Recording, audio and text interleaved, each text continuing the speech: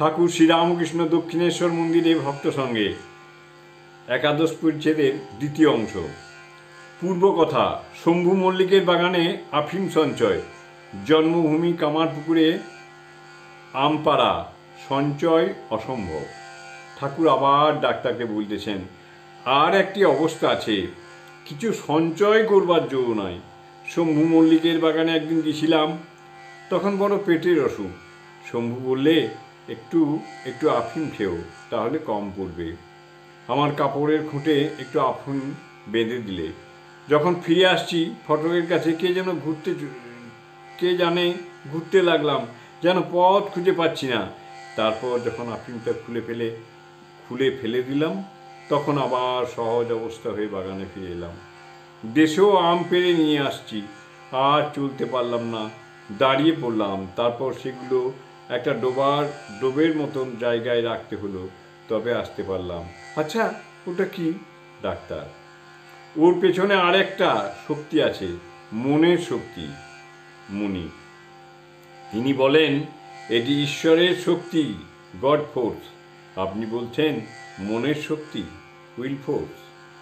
শ্রীরামকৃষ্ণ ডাক্তারের প্রতি। আবার এমনি অবস্থা, যদি কেউ বললে কমে গেছে, তো অমনি অনেকটা কমে যায়। সেদিন ব্রাহ্মণী বললে 8 আনা কমে গেছে, অমনি নাচতে লাগলুম। ঠাকুর ডাক্তারের স্বভাব দেখিয়া সন্তুষ্ট হয়েছেন। তিনি ডাক্তারকে বলতেছেন, তোমার স্বভাবটি বেশ। জ্ঞানের 2টি লক্ষণ, শান্ত স্বভাব, এর অভিমান থাকবে না। মণি, ডাক্তারের স্ত্রী বিয়োগ হয়েছে। শ্রীরামকৃষ্ণ ডাক্তার বলছি, আমি বলি 3 টান হলে ভগবানকে পাওয়া যায়। মায়ের ছেলের উপর টান, সতীর পতির উপর টান, আর বিষয়ের উপর টান। যা হোক, আমার বাবু একটা ভালো করো। ডাক্তারকে লাস্টে বলছেন, যা হোক আমার বাবু একটা ভালো করো।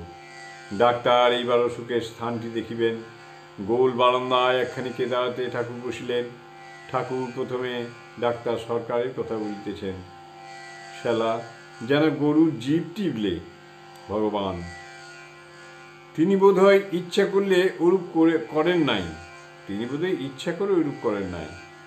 শ্রীরামকৃষ্ণ, না তা নয়, খুব ভালো করে দেখবে বলে টিপেছিল।